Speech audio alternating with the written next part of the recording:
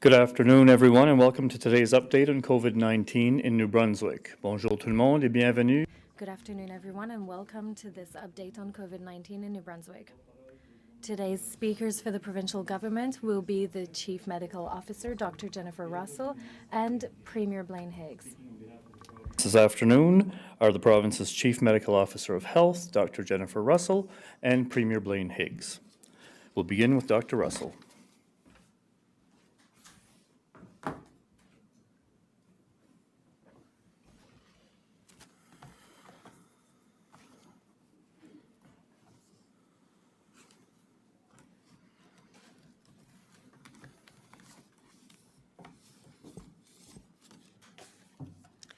Good afternoon. Bonjour.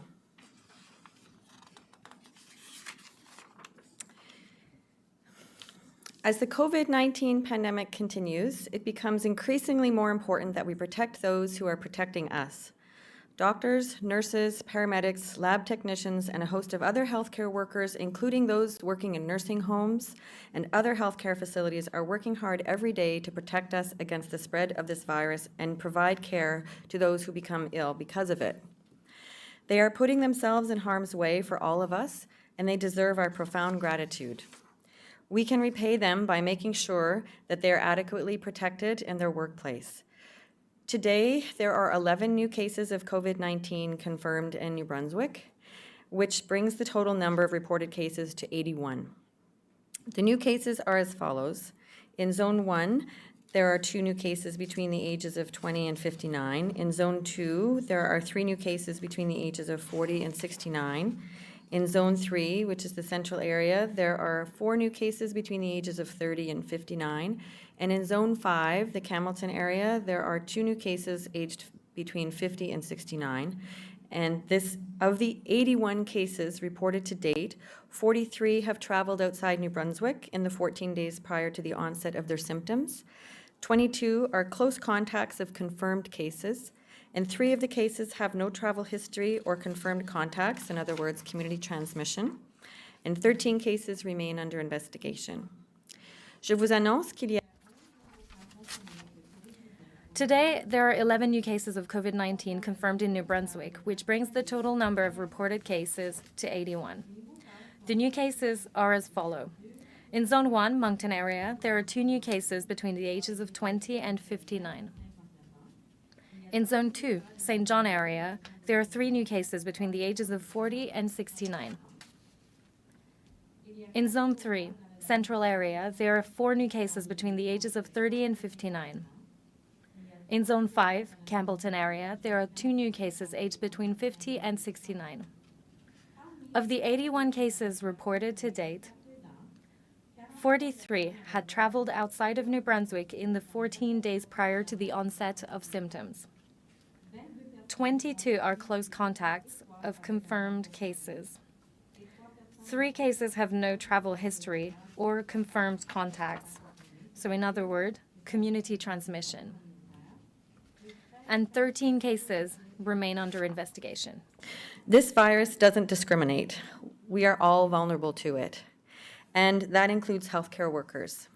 So while we do not have any cases to date where transmission happened in a healthcare setting, we do have healthcare sector employees who have contracted COVID-19 outside their workplace.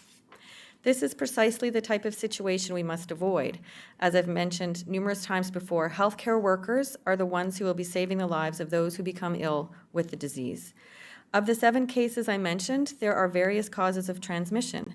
While I cannot speak to any of the specific cases, healthcare workers, like the rest of us, could acquire this illness in a variety of ways. Some have traveled, some are contacts of cases, and some have had contact with others.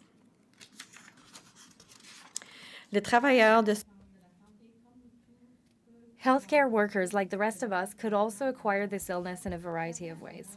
Some have traveled. Some have had contacts with travelers.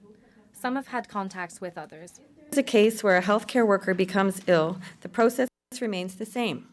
If they have been in direct contact with the public, that would be made public. If the workers had no direct contact with the public, but their close contacts would be notified by public health as part of the normal investigation process. and if there was a workplace exposure, that would be something that public health would deal with as well. So we are also aware of a Fredericton case involving a taxi driver who has tested positive. That driver was in contact with a traveler they picked up at the airport. Public Health has been working with the cab company to identify anyone who had been in close contact with the driver, and I spoke with the Regional Medical Officer of Health investigating this case, and she has assured me that each of those people have been contacted and have been told to self-isolate, and so that investigation is still underway, but my understanding is each one of those people has been contacted. Le virus sévit sans discrimination. This virus does not discriminate. We are all vulnerable to it, and that includes healthcare workers. While we do not have any cases to date where contagion happened in a healthcare setting, we do have healthcare sector employees who have contracted COVID-19 outside of their workplace. These cases are linked to travel, and the person that are infected have self-isolated. They will not go back to work before being completely healed. To take care of us, and we need them to be healthy. That is why we have expanded our testing protocols to test more broadly within the healthcare system. We absolutely need to prevent the spread of COVID-19 in places where care is being provided. I know healthcare workers themselves are concerned about their own health, and I share that concern. Prior to going into public health 5.5 years ago, I was a family physician. I worked as a hospitalist. I have worked with mental health and addictions, and I was a practitioner during SARS, and I was also a practitioner during H1N1. So I do understand the concerns of frontline healthcare workers for their own safety, for the safety of their patients, and for the safety of their families. And we need all of our healthcare workers to stay healthy. And not just from a personal physical health perspective, but also their mental health. I also watch social media just as you do and as the healthcare workers do, and some of the images and stories that we hear from the United States right now and also in other jurisdictions are not pleasant to watch. So I think with respect to those fears and concerns that we all share, I think it's especially important to be able to support healthcare workers and frontline workers and essential workers through this time. And by that support, I mean being compassionate, but I also mean doing your part to stay home. We can't do this alone as a healthcare system. We need the support of every single individual in this province to do their part. We are watching numbers of cases increase in other parts of the country. We are watching outbreaks in nursing homes unfold. We really need to take this very seriously. Each and every individual has a part to play. And so I am imploring all of you to continue to follow the directions around staying at home. It is really, really important. We need the public to remain confident that our healthcare environments are safe for them to visit when they have to. There are concerns today about the supply of personal protection equipment, or PPE, for healthcare workers, and I am confident that we have what we need, but we have to maintain our supplies and use them appropriately. For the general public, I urge you not to obtain or use masks made for the healthcare sector. Our healthcare workers need this equipment to protect themselves and to protect you. Des préoccupations ont été soulevées. There are concerns today about the supply of personal protection equipment, or PPE, for healthcare workers. I am confident that we have what we need, but we have to maintain our supplies and use them appropriately. For the general public, I urge you not to obtain or use masks made for the healthcare sector. Our healthcare workers need this equipment to protect themselves and to protect you. If we all do our part, the people who are counting on to protect us will be protected. If you observe physical distancing, regular hand washing, and good hygiene, you don't need to wear a mask. There are some stories and some studies that are on social media currently. Our counterparts at the Public Health Agency of Canada have investigated some of the information that is circulating around homemade masks. And so there are some there is information around that we can share with you around the homemade masks for individuals who want to protect themselves. There are pros and cons around that. And so I think there will be more information around that in the coming days. But as a general rule, we certainly don't want the general public wearing surgical masks or any masks that are intended for healthcare workers. So while there isn't proven evidence that wearing a homemade mask will be completely protective, there is some evidence that you can do that as long as you make sure there are no gaps in the mask. And again, I will have other information available on that shortly. While there are cases of community transmission in New Brunswick, in the current situation, public masking by the general population is not necessary. But healthcare workers do need masks to safely carry out their duties, and their needs have to come first. For those working in healthcare settings, this means that PPE must be used wisely. This week, I have joined with my colleagues with the regional health authorities, Ambulance New Brunswick, and other health agencies in advising health sector employees on the judicious use of PPE supply.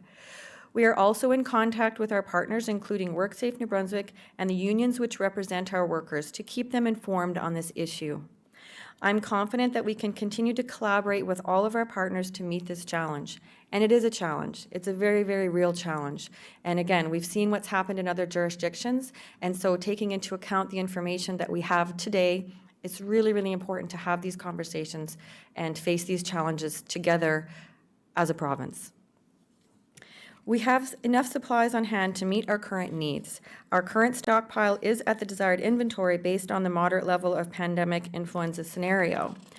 And we are working with the federal government to obtain more as the pandemic progresses. Our first allocation from the federal government is currently en route to the New Brunswick Emergency Stockpile Warehouse. We are committed to ensuring that our frontline healthcare workers are appropriately protected so they can do their job safely.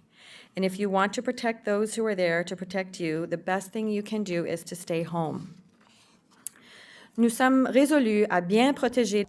We are committed to ensuring that our frontline healthcare workers are appropriately protected so they can do their jobs safely. If you want to protect those who are there to protect you, the best way you can do is stay home. Staying home will save lives. Staying home will mean fewer infections, less spread of the virus, and fewer patients needing urgent medical care. And as you know, some of the cases today, not the new cases today, but in a general sense, we do have some patients that are hospitalized.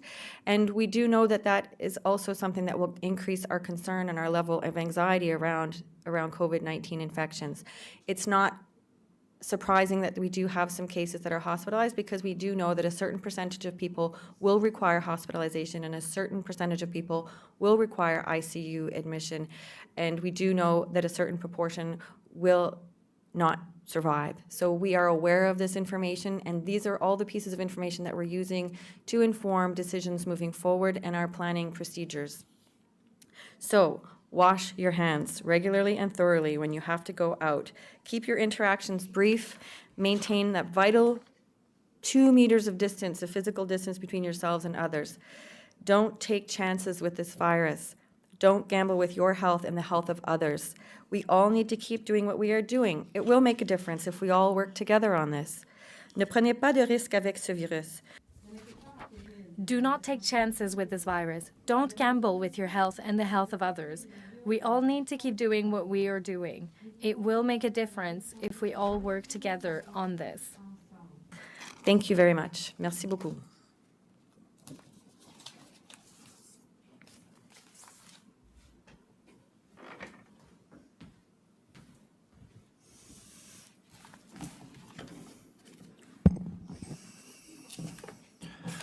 Good afternoon. Bonjour. Since this pandemic began, we have all been asked to make sacrifices. I'm going to continue to ask a lot of you in the days ahead. We cannot do this alone. We need all of you to do your part. We need you to continue to stay at home wherever possible and keep a safe physical distance from other people at all times. We need you to help us to flatten the curve. In the coming weeks, we hope to see evidence that our strategy is working and our sacrifices have all been worth it. We need you to continue to stay at home and keep a safe physical distance from other people. We need you to help us flatten the curve. In the coming weeks, we hope to see evidence that our strategy is working and that our sacrifices have been worth it. Failing to obey the emergency order that is currently in place has serious consequences. The All-Party Cabinet Committee on COVID-19 and the Cabinet have agreed to extend the state of emergency declaration for another 14 days. We will reassess the situation in 2 weeks and will continue to extend it as needed. Most New Brunswickers understand that we are under a state of emergency and have been acting appropriately. But we still are seeing reports of people who are not taking the situation seriously. We need these people to understand that violating an order under the Emergency Measures Act is against the law, and peace officers can lay charges. These fines can start at $292 and can go as high as $10,200. We are willing to do what it takes to protect the safety of all New Brunswickers. Public safety officers are following up on reports we receive about businesses or individuals who are not obeying the emergency order, and they will continue to do so. We are now monitoring public areas like beaches and parks to make sure people are obeying physical distancing guidelines and are not gathering together in groups. We're putting up barriers in public places as needed to prevent people from gathering, and we are deploying security guards and law enforcement officers. It is unfortunate that this is necessary, but gatherings put us all at risk. And I ask everyone, no matter what their age, if you don't care about yourself, think about your parents or your grandparents and how you would feel if you and your friends got together and one of your friends were infected, and then you in turn infected your parents or grandparents. Nous surveillons maintenant.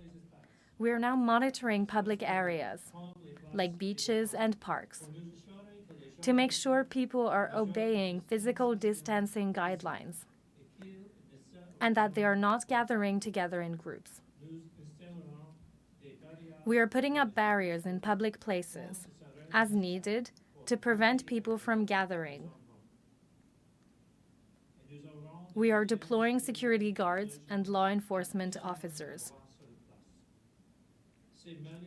It is unfortunate that this is necessary, but gatherings put us all at risk. If you do see someone breaking the rules, please do not confront them yourself. It's important that we allow the authorities to do their jobs and handle these situations safely. If you observe a dangerous situation or see someone violating the rules, report the incident, but you don't need to get involved directly.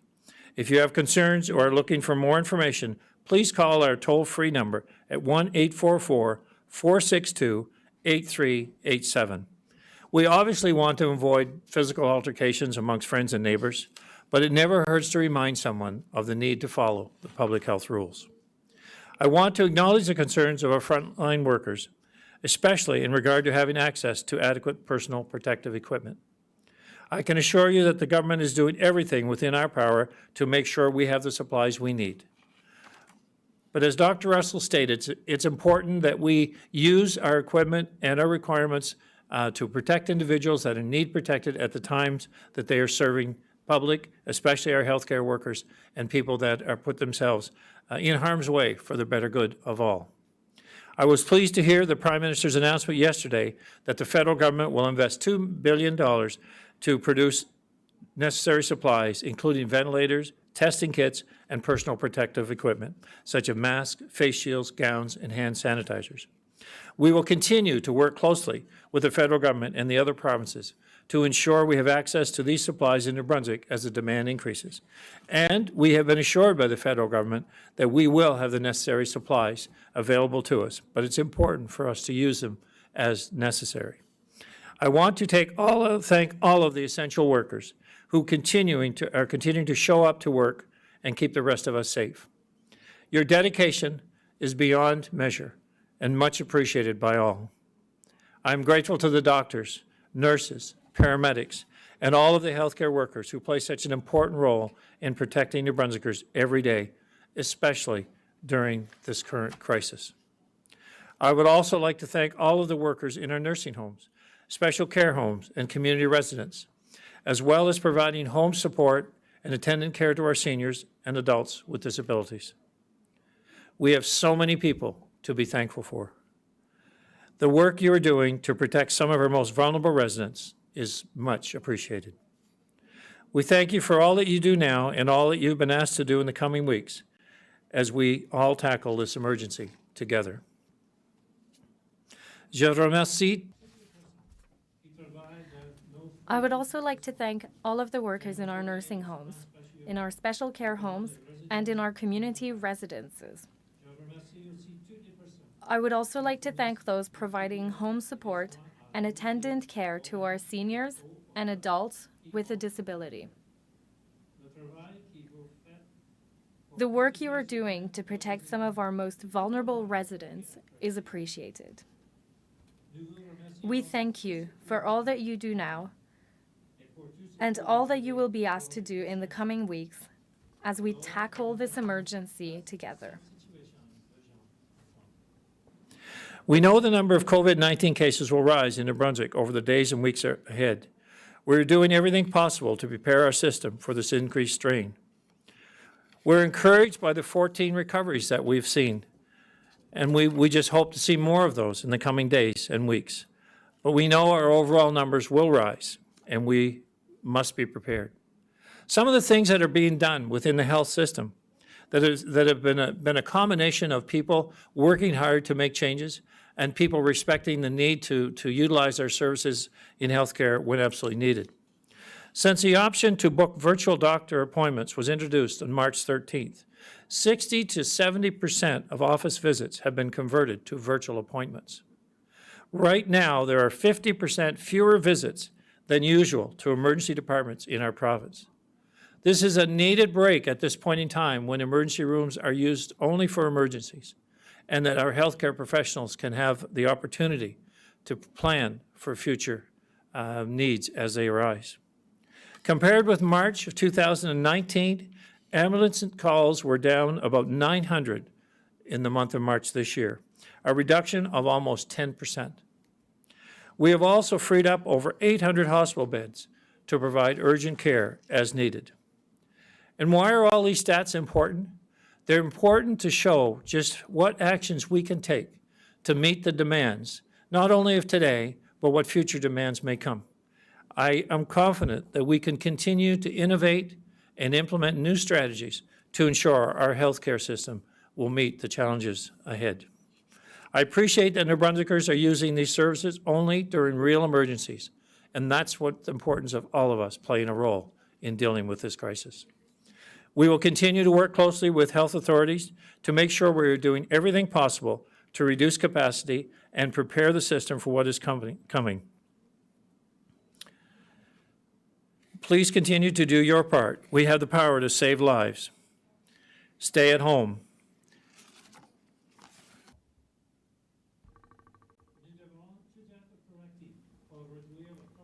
We all have to be proactive to reduce the spread of this illness as much as possible. Please continue to do your part. You have the power to save lives. Stay home. Thank you. Merci.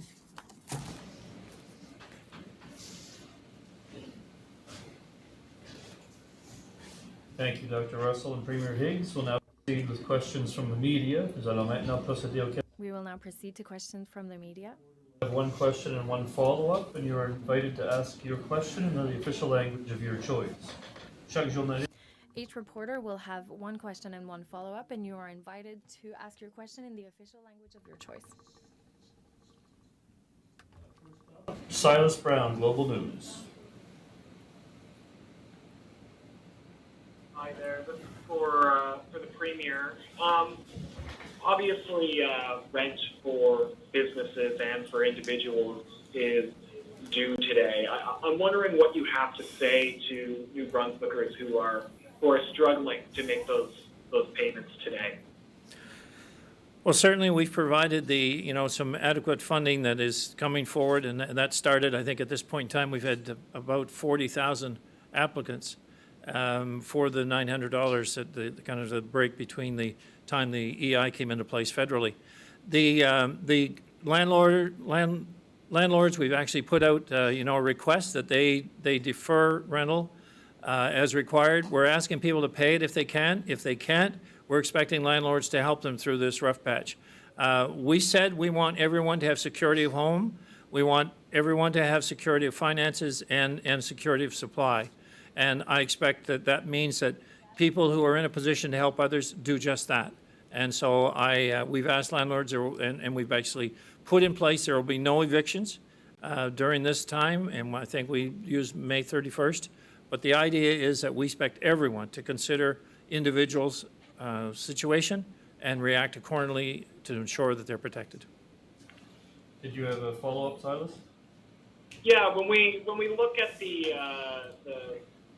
time it's going to take for the federal money to start rolling out, I know yesterday you said that the number of applications for the New Brunswick emergency benefit was 38,000. I'm wondering what we're up to for that today, and if you would consider adding, more money from the province to help people bridge this gap until we start to see this federal money roll out. The current number is around 45,000. And yes, indeed, I will consider adding more money as required. I said that in this crisis, our focus is safety and the welfare of citizens of this province, and that will be our singular focus. And we will put whatever resources necessary to ensure we meet that goal. We are accumulating this total. We're treating this like other disasters that we've seen, natural disasters. But and that's why we took the time to figure out the gap between the federal plan and the plan that we thought that was needed. So we will continue to monitor that gap, and we'll continue to fix the gap as necessary. Much you're welcome.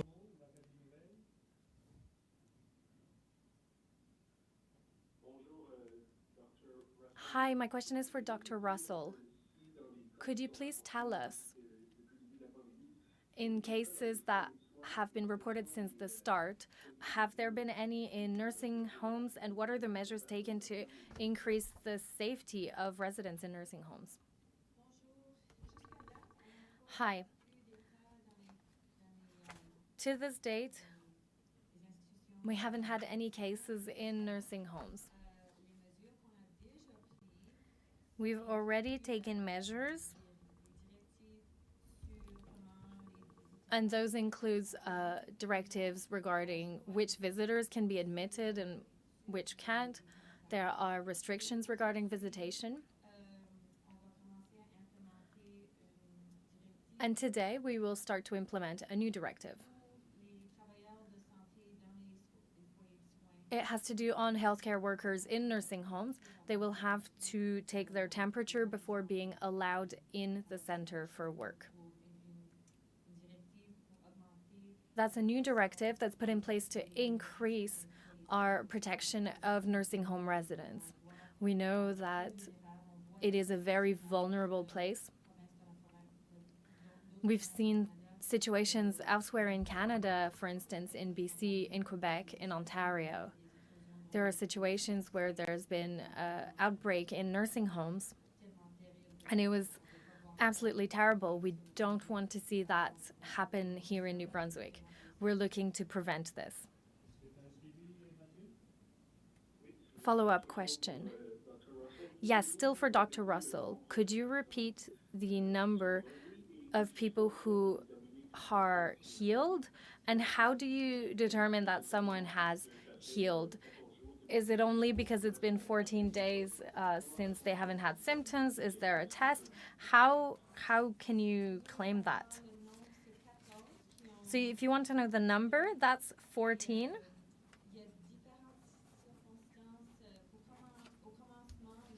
There are different circumstances. Early on, you had to have 2 negative tests back to back. But if we were talking about tests where the symptoms were mild and they've completed their 14 days, that can happen. I know early on it was 2 negative test results back to back. In other cases, it was that there were no more symptoms and they've spent 14 days in isolation after the start of the symptoms. Colonel? Thank you.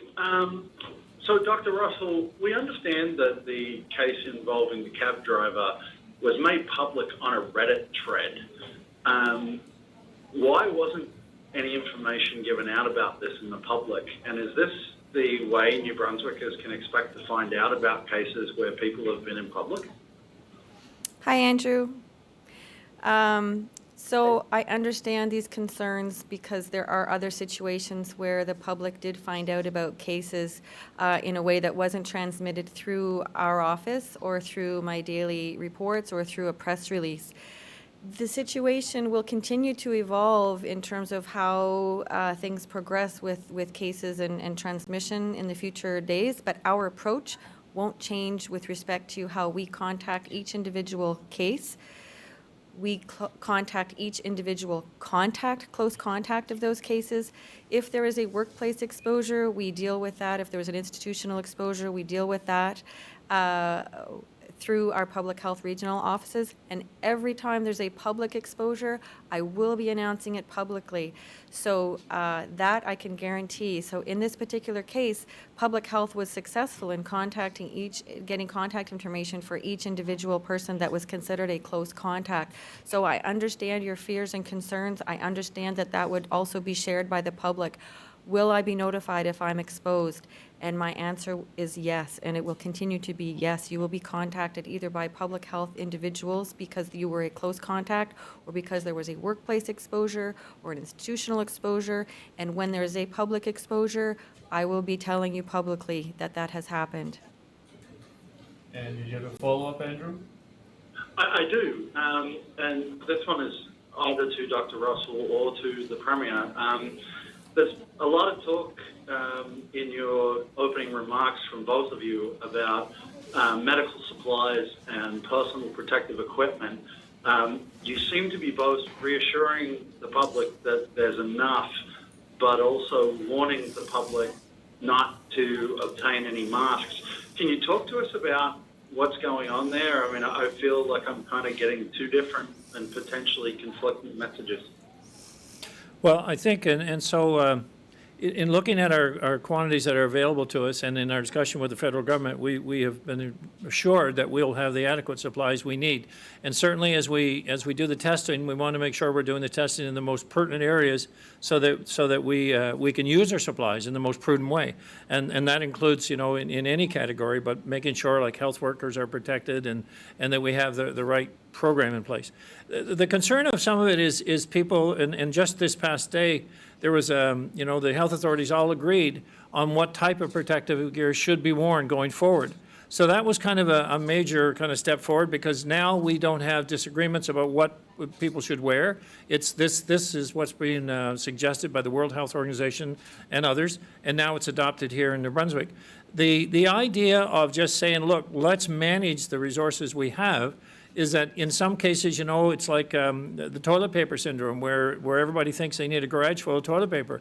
Well, you don't need a garage full of masks. And so the idea is let's ensure that we use the equipment where it is needed. And let's ensure that people doing the job that's required is absolutely, they have the right equipment for that job. If we don't do that, then we run the risk of not having the right equipment for the people that need it the most. And that's why the caution. There's a caution part of this, and there's a confidence part of this. We can manage this system. We can manage this healthcare crisis, but we have to ensure that every aspect of it is looked at prudently. Vicki Hogarth, Charlotte County TV. Thanks, Steve. My question is for Dr. Russell. Dr. Russell, of the New Brunswickers who have called 811 to report symptoms, what percentage of them are being tested, and what might make a person who calls 811 with symptoms not get tested? So I don't have the stats on how many people called and how many people got tested. I probably have some data on that I can try to look for you if I can find it. So I will look for that for you. How about that? The second part of your question would be around what is the criteria if you do call 811 to allow you to get tested? And there's a couple of answers for that. And it will continue to change as the case definition changes. So as of right now, it's the travel component of the questions that you're asked when you call 811 are still part of that. The healthcare workers and essential workers won't be required to have that component. But moving forward, we're looking at changing that as well to allow people who haven't traveled but have symptoms that meet the criteria of getting tested would be tested. Again, managing resources is really important. So in other jurisdictions, they are just considering close contacts of people who have been diagnosed with COVID to be considered cases and followed up as such. I think in this province, we probably want to continue to track people and have that confirmation in a lab test moving forward. So we are working with 811 on moving forward with different messaging around that. But certainly for healthcare providers right now, the fact that there are opportunities for people to access healthcare through virtual care with their family doctors, if you have that opportunity and you tap into that resource, then you can have a conversation with your physician about whether or not they have a strong feeling around having you tested in using their judgment. So that is happening and has happened throughout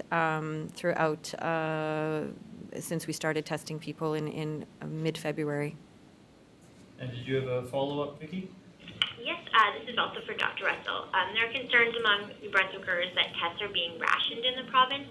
Can you just give us an idea of how many test kits we have, how many we plan to acquire, just to put people's minds at ease? And can you speak to that concern of test rationing? So I wouldn't necessarily call it rationing, we would call it prioritizing. And so I've emphasized, as the case definition has evolved, it changes the risk of who in the population we would be looking for in terms of finding cases of COVID-19. And this is something that is really shared across the country in terms of a national approach. And so the national approach keeps in mind our supplies and utilizing those resources appropriately and effectively.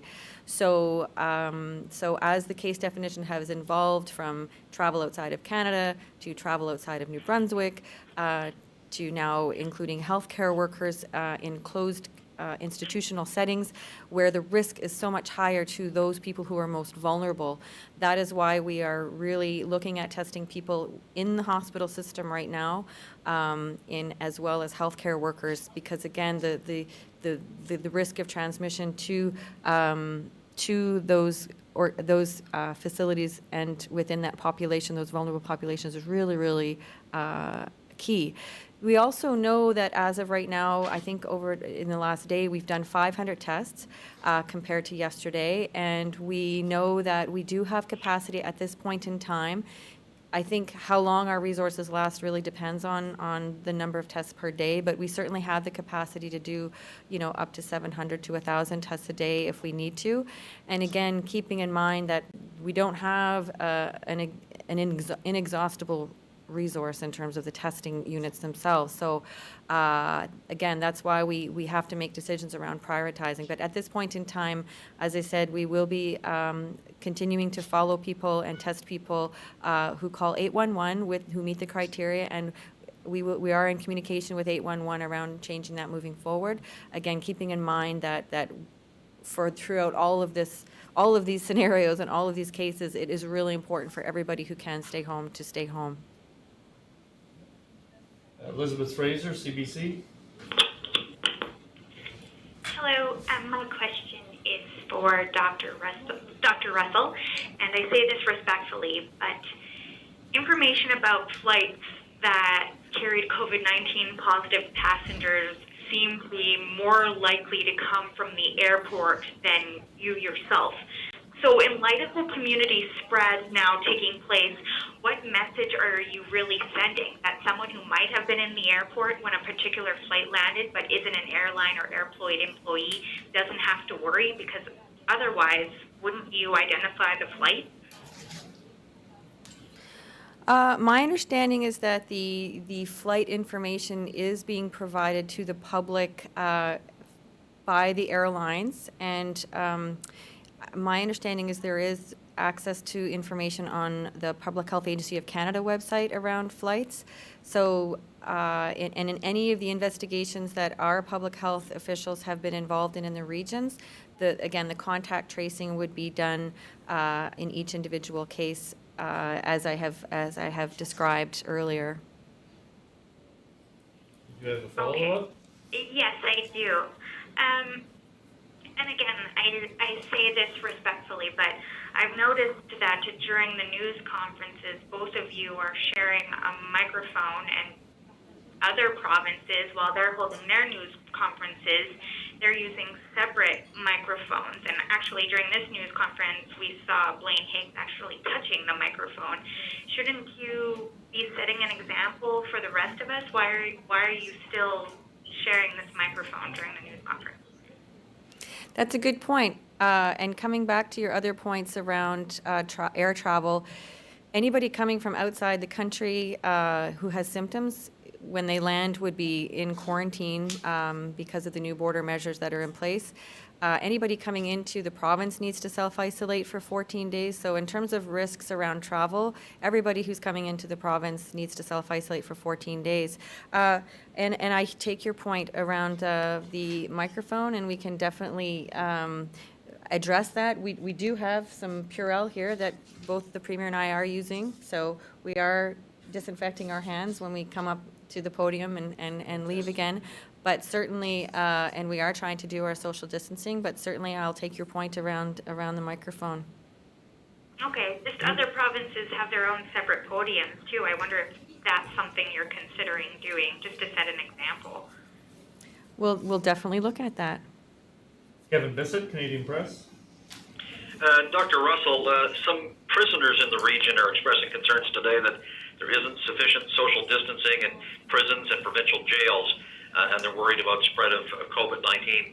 Have you looked at those facilities, and have there been any positive cases in New Brunswick correctional facilities to this point? My understanding is there have not been any positive cases in correctional facilities in the province at this point, and I do understand there are concerns around social distancing. And so I take your point. It's very valid. And did you have a follow-up, Kevin?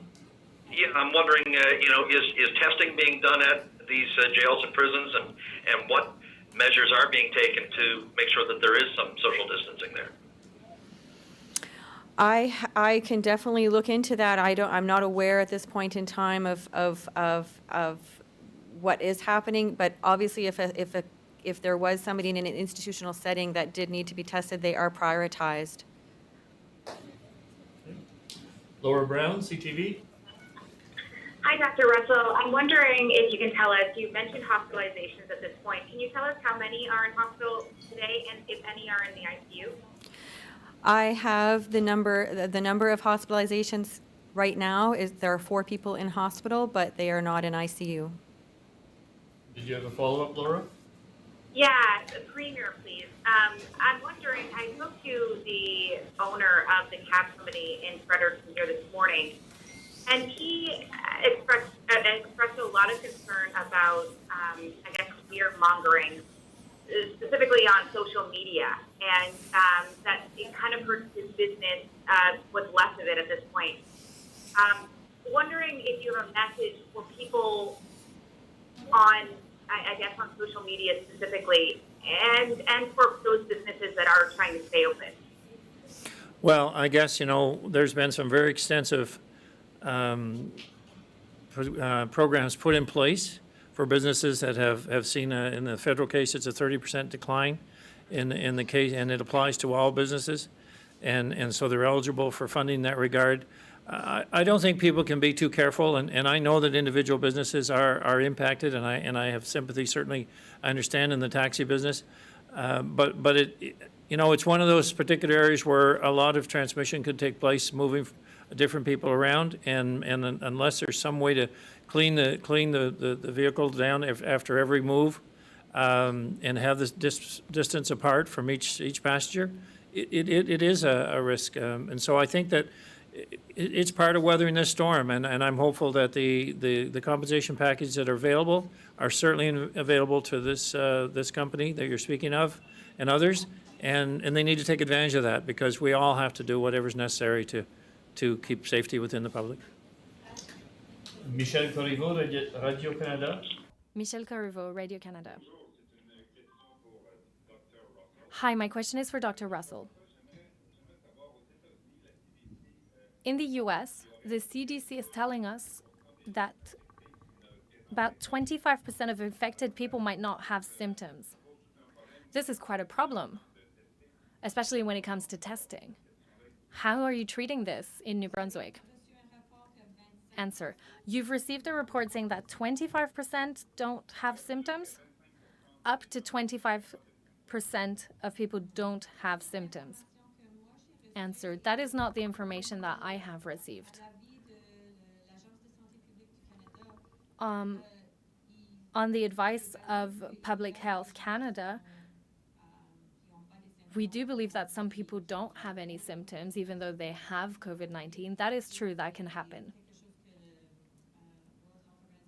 It is something that the WHO concurs with. But the risk of transmission from such a person is not very high. That does not worry us too much right now in regards to the pandemic. So we do know that it exists, but it is not the main source of transmission. We also know that even people who do have COVID symptoms, and I've said this the other day during our technical briefing, I mentioned it actually. I gave all the details. And simply we know that 2 days before showing symptoms, people might test positive for the virus.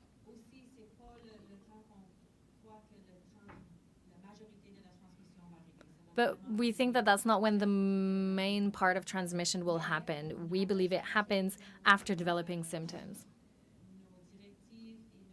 But we have changed our directives and our protocols. When we contact close contacts of cases, we include people who've been in contact 2 days before they showed symptoms. We call them and tell them that they should self-isolate. Do you have a follow-up question? Question. Yes, it is for Premier Blaine Higgs. I'd like to know, in some medias, we've seen that there might be changes at the border, especially in terms of rules of who can come into New Brunswick. Can you confirm that changes have taken place? And if so, what are the changes that have taken place at the provincial borders? We're looking at, there haven't been any changes that are, let's say, dramatically changed at this stage, but we are looking at the consistency of border crossers. In other words, people that are coming into the province and working regularly, because there's been some concerns about, in that case of Quebec, workers coming into New Brunswick and working and then having difficulty getting back home. So we are working with Quebec officials on that, because in that case it's a mutual benefit for both. There are cases where we have regular people coming that are coming, for work purposes again, and we're starting to get the routine. So I don't think there's anything dramatic. The only thing I'm aware of is that particular issue around workers coming in, working in New Brunswick, and then heading back home and having trouble to get back into Quebec. And we're working with officials on that.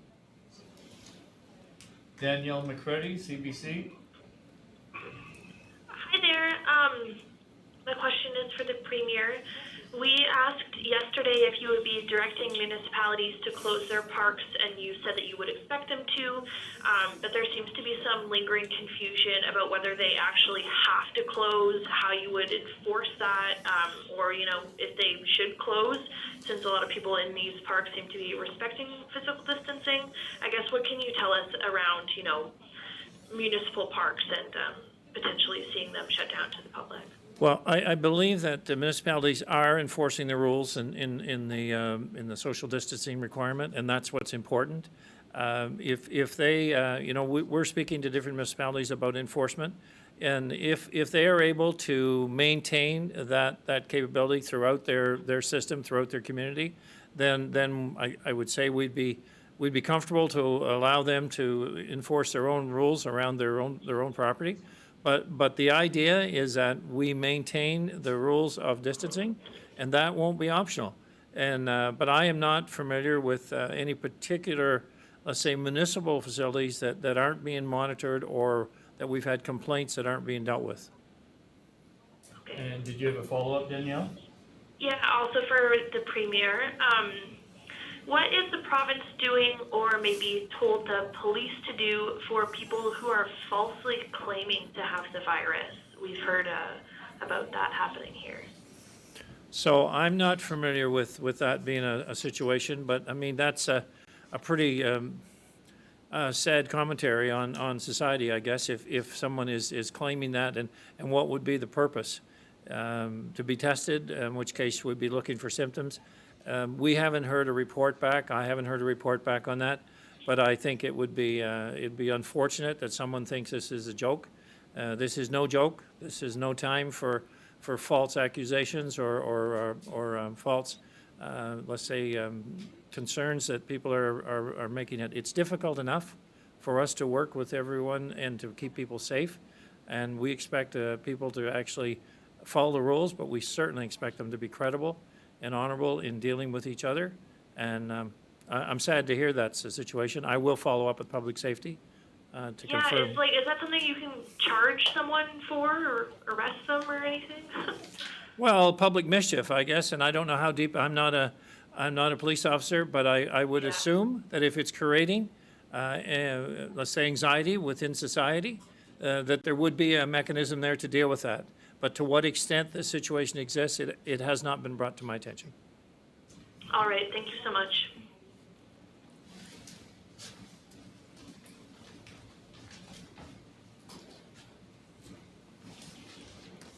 That officially concludes today's update. Thank you very much. Voilà qui met fin à This officially concludes today's update. Thank you very much.